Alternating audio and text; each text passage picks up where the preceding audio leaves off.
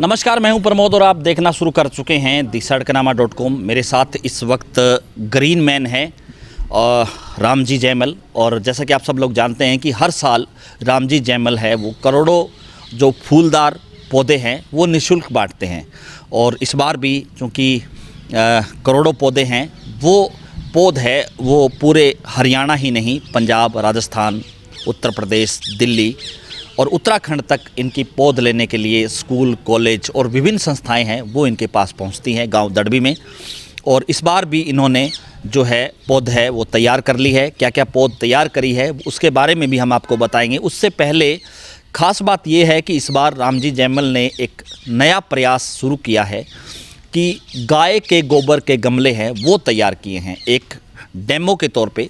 और चूँकि ये हर साल लाखों पौधे हैं वो बांटते हैं, जिसमें प्लास्टिक बैग है वो यूज होता है, यानी कि छोटा प्लास्टिक बैग जिसमें पौधा तैयार करते हैं, तो उससे कहीं प्लास्टिक नहीं गलता है तो एक पर्यावरण प्रदूषण भी होता है।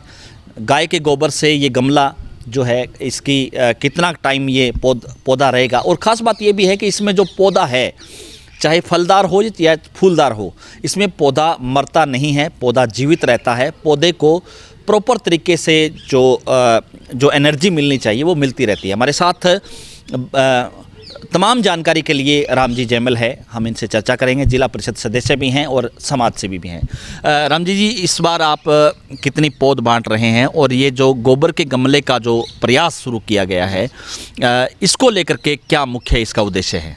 देखिए, मैं 2 साल पहले तक खूब सारे पौधे बांट पाता था, है ना। पेड़ों के लिए मेरा काम तो पेड़ के लिए ही है। तो पॉलीथीन को प्रयोग करने का 2-3 सालों से बिल्कुल मन नहीं होता, तो इसलिए सोचा कि किसी और उसमें वो किया जाए।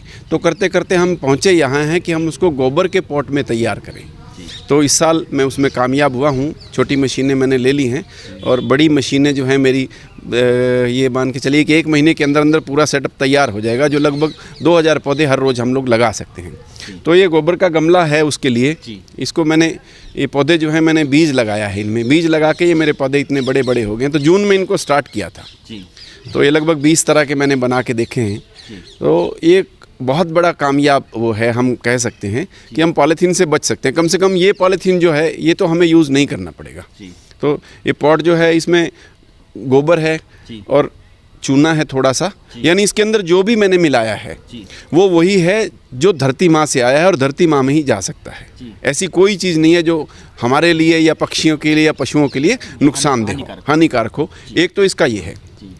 और एक इसका ये फ़ायदा है कि इसको हम 4 अलग अलग पॉट में, पहले छोटे पॉट में लगाएंगे, फिर इस पॉट में लेके आएंगे, फिर इस पॉट को अगले पॉट में शिफ्ट करेंगे। तो 4 पॉट में बदलते बदलते इसकी जड़ बहुत मजबूत हो जाएगी।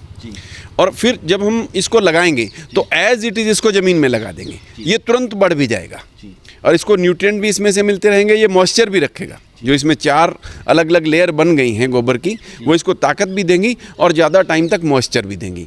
और फिर हमारा एक रिस्क उसमें ये रहता है कि हमने पन्नी उतारी, कोई पौधे का जो जड़ ना टूट भी जाता है, अक्सर टूट जाता है, उसमें भी पौधे मरते हैं।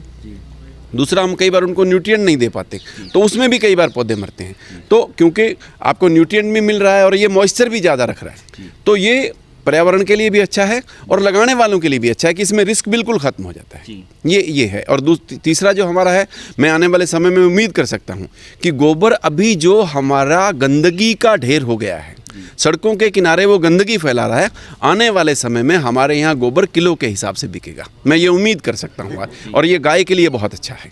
तो ये मेरा प्रयास जो है नए सिरे से मैंने किया है। देखिए, कामयाबी तो भविष्य के गर्भ में है, लेकिन मेहनत करना हमारा काम है। तो मेरे को लग रहा है कि ये कामयाब होगा।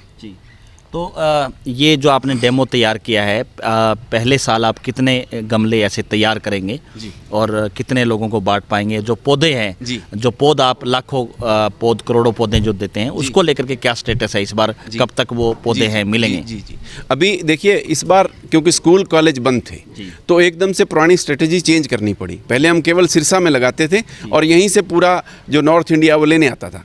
इस बार हमने क्या किया है, मतलब हरियाणा में कैथल, करनाल में सभी ब्लॉक्स में 9 जगह पे, ऐसे ही झज्जर, रोहतक, आपका गुड़गांवा, फरीदाबाद, यमुनानगर, रेवाड़ी, ऐसे मतलब सब जहाँ फतेहाबाद सभी जिलों में जी। हमने प्रयास किया, कहीं पे 10 जगह पे है, कहीं पे 9 जगह पे है, कहीं पे 5 जगह पे है, वहीं पौध तैयार करिए। वहीं पौध तैयार कर दिया हमने। ऐसे हमने पंजाब में भी की है, ऐसे यूपी में भी हमने ऐसे ही तैयार की है, तो वहाँ की वहाँ लोगों को मिल जाएगा। जी।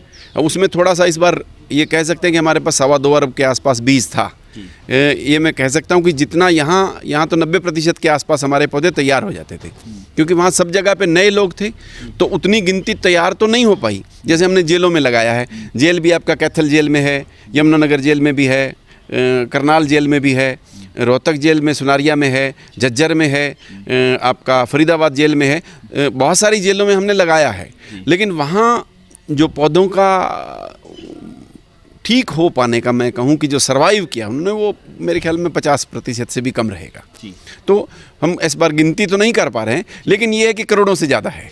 तो राम जी, पिछले कई सालों से आप ये काम कर रहे हैं, पौधे दे रहे हैं, एक तरह से एक ये कहूँगा कि फूलों की तरह लोग भी मुस्कुराना सीखें, और इसके पीछे और कोई बड़ा उद्देश्य है?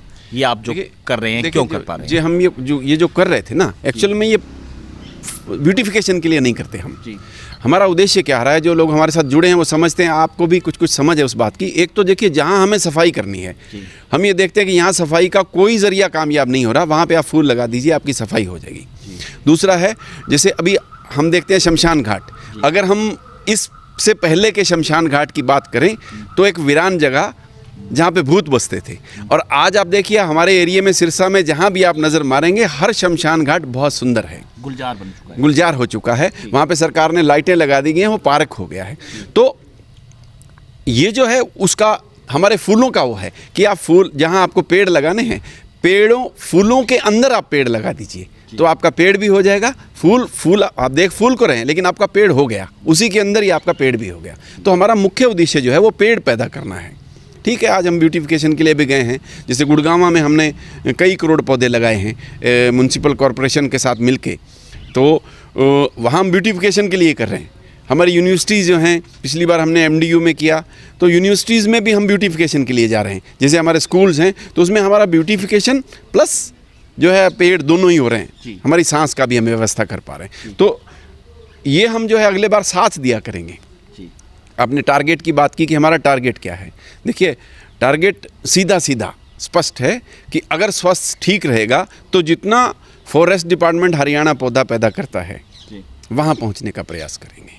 धन्यवाद। Thank you sir, thank you. तो ये थे मेरे साथ रामजी जयमल। लगातार हमारे साथ बने रहिए, हमारे YouTube चैनल को आप सब्सक्राइब कर दीजिए, और इस वीडियो को आप ज़्यादा से ज़्यादा शेयर जरूर कर दीजिए, ताकि तमाम लोगों तक ये महत्वपूर्ण जानकारी पहुँचे। तमाम लोग भी अकेले रामजी जयमल ही नहीं, हर व्यक्ति रामजी जयमल बन करके पौधे तैयार करें और उनको बांटें, ताकि पर्यावरण जो प्रदूषण है वो लगातार बढ़ रहा है, उसमें कहीं ना कहीं जो गिरावट आए और शुद्ध हवा मिले। और जिस तरह से जो है गाय के गोबर से जो गमला तैयार किया है, वो गमले भी एक मशीन से हर गांव में भी तैयार किए जा सकते हैं। बहुत बहुत शुक्रिया।